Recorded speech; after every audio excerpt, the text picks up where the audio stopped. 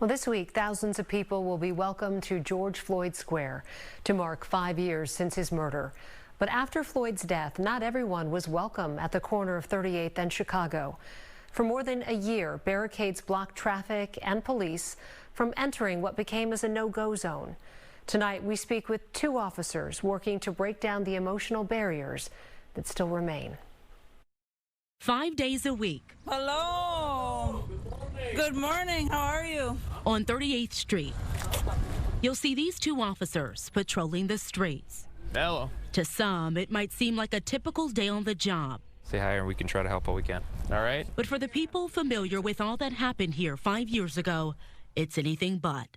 And so what I'm saying is, where were you guys for 4 years straight? There's so much to say and feel in an area still experiencing trauma from what was and still is heartbreak.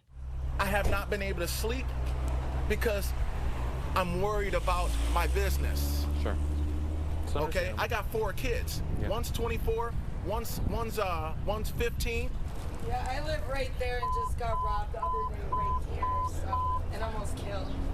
Y'all need to do something about this neighborhood. The community deserves to have, police, and that's what we wanted to see. This area is still trying to heal from 2020, a big setback were the days and months following George Floyd's murder.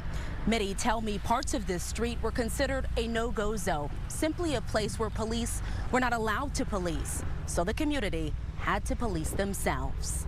I believe they didn't want to come in here and catch the riff from everybody inside of here. There was a huge loss of the amount of officers that MPD had. Officer Xander Kronfeld was one of those people who entered the no-go zone, but he wasn't an officer at the time. He was a paramedic.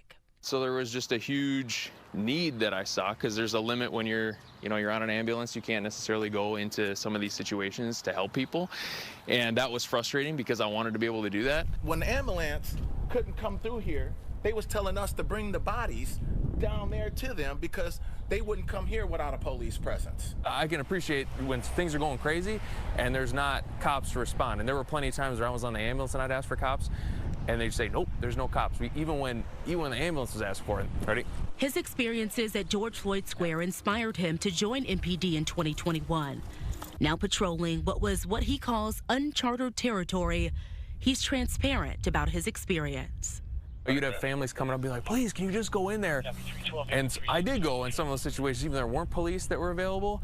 And I have dealt with some of the most crazy, traumatic things that I will never forget doing that. And I've never felt, and I realize and I appreciate how much safer I felt when there were cops. Not all cops are bad cops, and just trying to help change that perspective. Officer Drea Mays is Kronfeld's partner. She became an officer to empower other women and to build trust in communities like this, hurting from history. How has that changed you, what happened in May of 2020?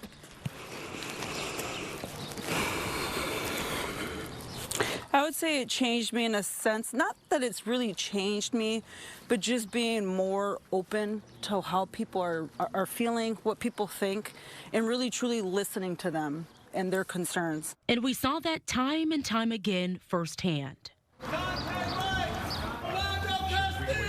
Names of people killed by police were being shouted at us from across the street. How do you change minds, though? I think this is emotion, this is hurt, this is maybe they can relate. How do you change that?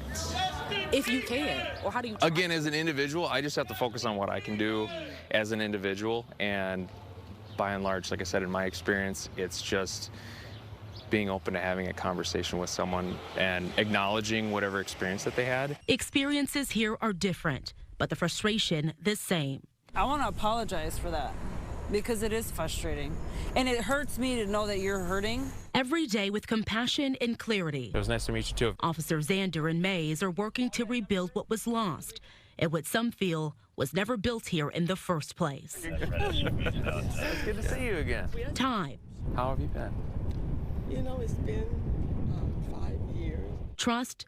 All right. Thank you. And transparency. Take care. Reporting in Minneapolis. How are you guys? Hola. Simone Woolridge, Fox 9. Fox 9 will be covering the 5th anniversary of Floyd's murder throughout the week. After George Floyd, 5 years, 5 stories will air right here on Fox 9. You will also be able to find them on the Fox Local app.